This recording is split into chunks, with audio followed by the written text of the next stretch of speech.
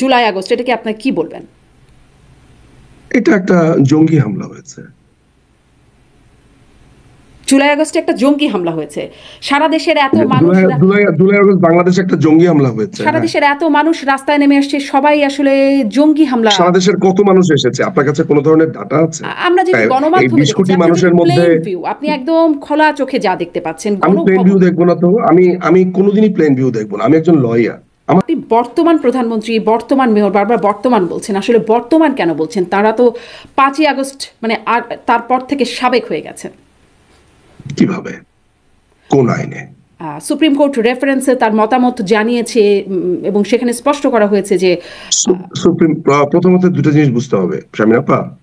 Supreme কোর্টের reference will not dictate our constitution. কেমন? Supreme court is the guardian of the constitution, ঠিক আছে, কিন্তু তিনি চাইলেই আমাদের সংবিধান বদলে ফেলতে পারবেন না। আপনি জানেন সাম্প্রতিক সময়ে যে একটা নথি রেফারেন্স কল করা হয়েছে, যে কে তাকে এটা চেয়েছে, কে আবেদন করেছে, সেই নথি দেওয়া হোক, সেটা কিন্তু সুপ্রিম কোর্ট দিতে পারেনি।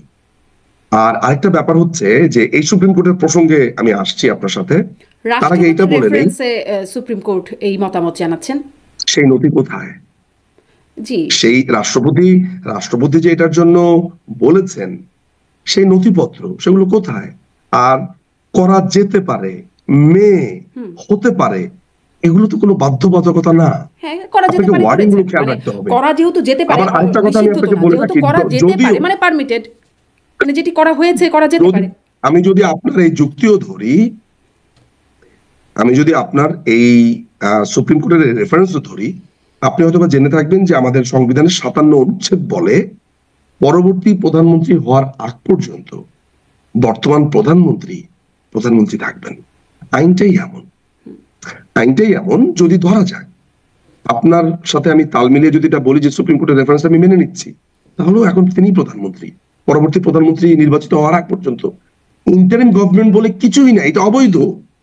আমি আর আপনি আমাদের দুজনের যদি সৌভাগ্য হয়, আমরা দুজন এটা দেখে যাব যে এই ইন্টারিম গভর্নমেন্টকে কিভাবে অবৈধ ঘোষণা করা হয়েছে, ভবিষ্যতে কিভাবে তারা আমাদের এই পুরো রাজনীতিতে একটা ভয়ঙ্কর বিস্ফোরণ তৈরি করেছে, যেটা ইনডেমনিটি অধ্যাদেশের আগে। যে আপনি জানেন যে আমাদের পঞ্চম সংশোধনী বাতিল করা হয়েছিল, মোশতাক, আপনার জিয়াউর রহমান এবং সায়েম, তাদের পুরো শাসনামলকে অবৈধ ঘোষণা করা হয়েছে মূল সিনেমা হলের একটা মামলার প্রেক্ষিতে বহু বছর পর।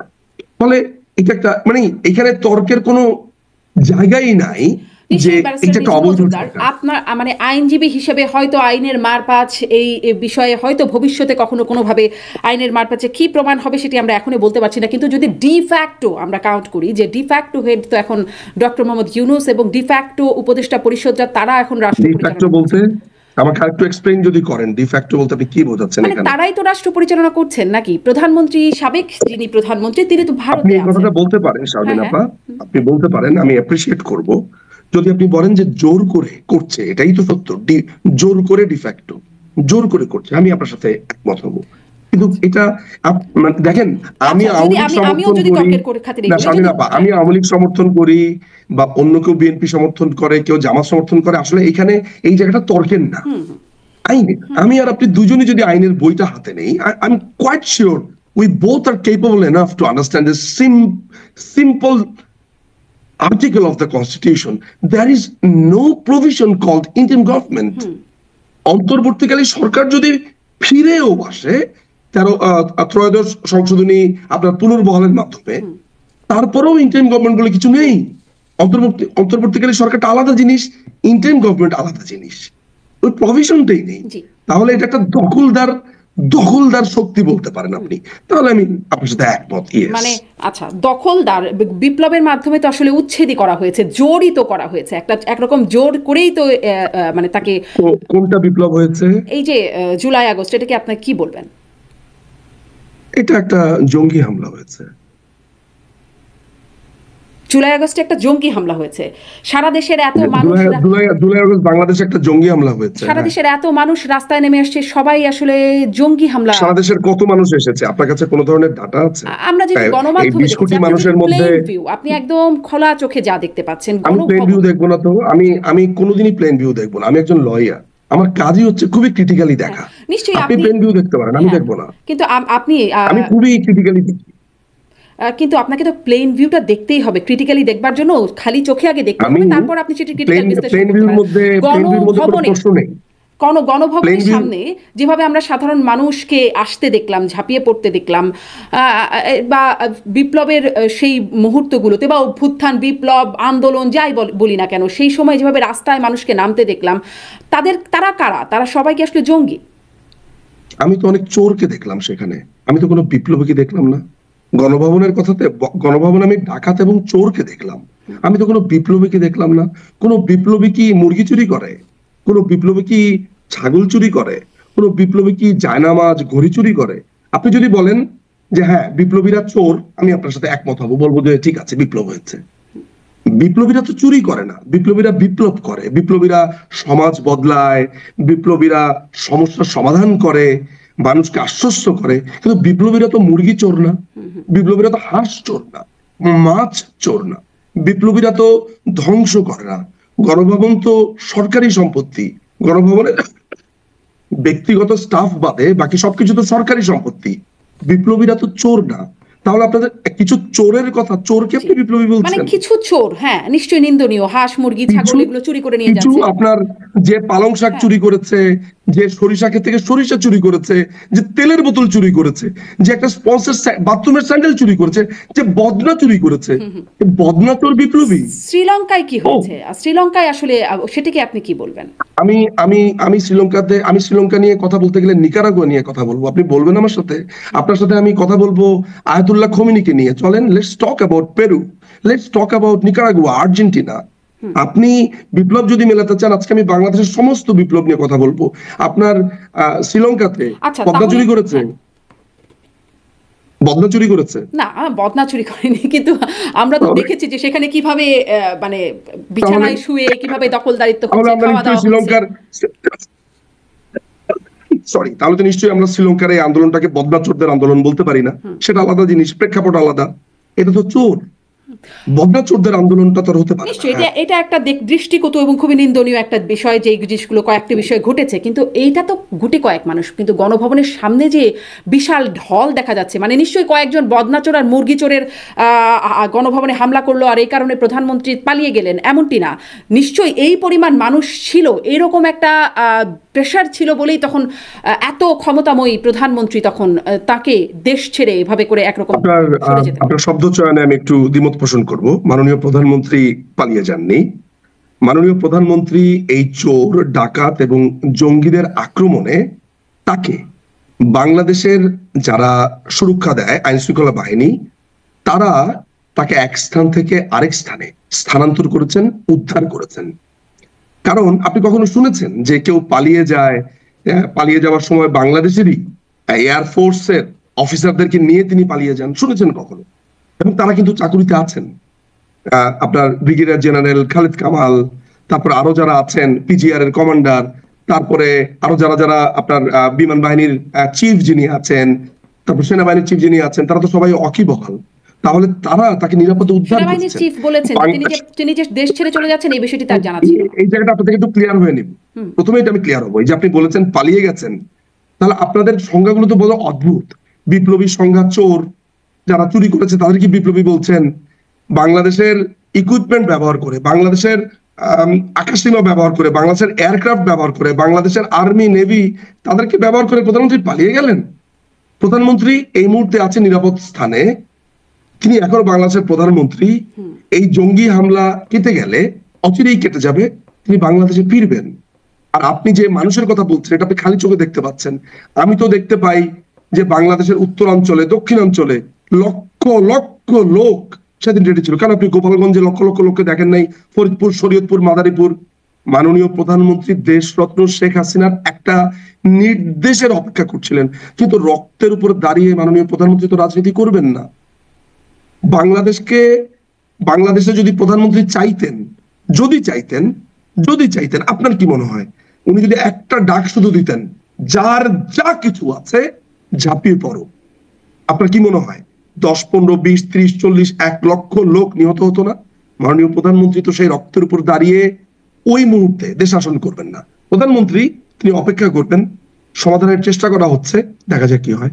জি, কিন্তু আমরা যেটি তখন প্রধানমন্ত্রীর যেই বক্তব্যগুলো আমরা দেখতে পাই এবং তার আগে মন্ত্রীদের যেই অবস্থান দেখতে পাই, বল প্রয়োগের নীতিতে তো ছিলেন সাবেক প্রধানমন্ত্রী। তখন শেষ মুহূর্ত পর্যন্ত তার যে ট্রান্সক্রিপ্ট পাওয়া যায় কথোপকথনের, সেখানে দেখা যাচ্ছে যে তিনি বলছেন পুলিশ পারছে, অন্যান্য বাহিনীগুলো পারছে না কেন, আরো শক্ত হবার জন্য, আরো বল প্রয়োগ করবার জন্য। এমন বক্তব্য তো আসছে, সেগুলোকে অস্বীকার। মাননীয় প্রধানমন্ত্রীর যেই টেলিফোন কনভারসেশনটি আপনি বলছেন, তার কনভারসেশন, এটা কি আপনি কোনো ল্যাবে টেস্ট করেছেন? আপনি অস্বীকার করছেন এটা?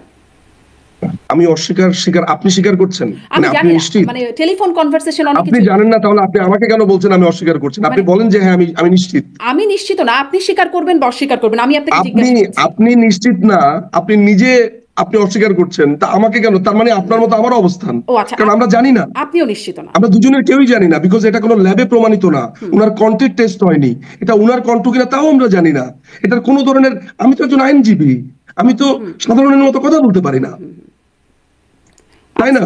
আচ্ছা, কিন্তু আমরা সেই সময় মানে তখন তৎকালীন যে স্বরাষ্ট্রমন্ত্রী, তার অবস্থানটি তো আমরা অন্ততপক্ষে দেখেছি। সেখানে ল্যাবে টেস্ট, কোনটা? মানে আমরা দেখেছি যে পুলিশের একজন কর্মকর্তা ইকবাল, সম্ভবত তার নেম প্লেট থেকে দেখা যাচ্ছে যে তার নাম ইকবাল, তিনি স্বরাষ্ট্রমন্ত্রীকে রিপোর্ট করছেন, ব্রিফ করছেন স্বরাষ্ট্রমন্ত্রীকে। তখন পাশে দাঁড়িয়েছিলেন পুলিশের আইজি চৌধুরী আব্দুল মামুন সহ আরও পুলিশ সদস্যরা ছিলেন তাকে পরিবেষ্টন করে, এবং সেই পুলিশ সদস্য রিপোর্ট করছেন যে গুলি করে করে লাশ ফেলতে হচ্ছে।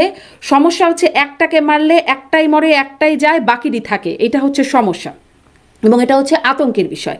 এই বিষয়টা রিপোর্ট করছেন এবং স্বরাষ্ট্রমন্ত্রী তখন এভাবে মোবাইলটা দেখছেন এবং ভিডিওগুলো দেখছেন। মানে এখান থেকে আসলে এটা তো প্রমাণিত। আমি এই ব্যাপারটা সম্পর্কে সম্যক অবগত আছি। আপনি সম্ভবত এই ব্যাপারটাতে আমি এখন বুঝতে পারছি আপনি আপডেটেড না, হয়তো এটার ব্যাপারে আমি বলছি। যাত্রাবাড়িতে দুজন পুলিশ অফিসারকে আপনার মেরে ঝুলিয়ে দেওয়া হয়েছে। ওই লাশের সামনে কাউকে আসতে দেওয়া হচ্ছিল না, যেই চোর ডাকাত যারা আছে, জঙ্গি যারা আছে তাদের, এবং যে 700-800 জঙ্গিকে ছেড়ে দেওয়া হয়েছে, মানে এরকম অনেকেই আমরা ধারণা করি আসতে দিচ্ছিল না। তখন পুলিশের তো একটা সময় বল প্রয়োগ করতে হবে, বল প্রয়োগ করবার ট্রাই করছে, কিন্তু তারা সরে যাচ্ছে না। অর্থাৎ পুলিশ যদি গুলি করতো তাহলে কিন্তু একটারে ফালাই আরেকটা দাঁড়া থাকে, তা হতো না।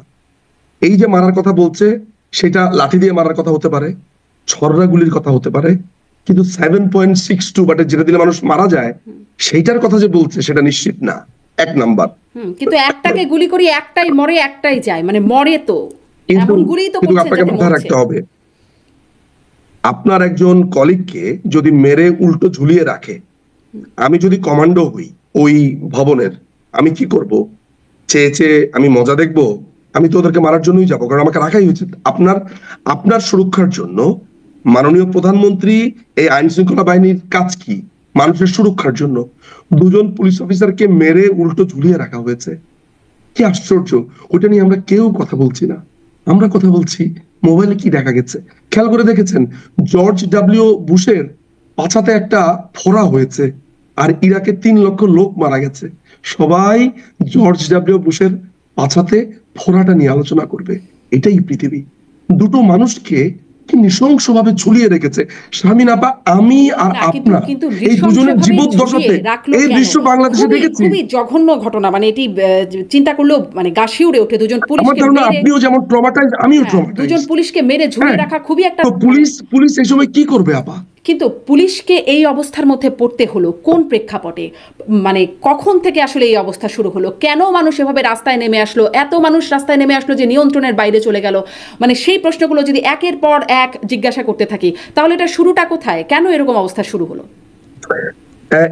এটার শুরুটা তো অনেক গভীরে। আপনি নিশ্চয়ই, এখন আমি আসলে আলোচনার মধ্যে শুরুতেই বলার কথা ছিল, আপনি নিশ্চয়ই জানেন যে দুটো ইন্টারভিউতে তো আমরা, আমি ক্ষমা চেয়ে নিচ্ছি আমার এই কাশির জন্য, দর্শকদের কাছে, আপনার কাছেও। আমার শরীরটা একটু খারাপ গত কয়েকদিন ধরে। আচ্ছা, হাসিবুল ইসলাম নামে একটা ছেলে সমন্বয়কদের পরিষ্কারভাবে বলেছে, আমরা যদি মেট্রো রেল না পুড়িয়ে দিতাম, পুলিশদেরকে হত্যা না করতাম, তাহলে এটা সফল হতো না।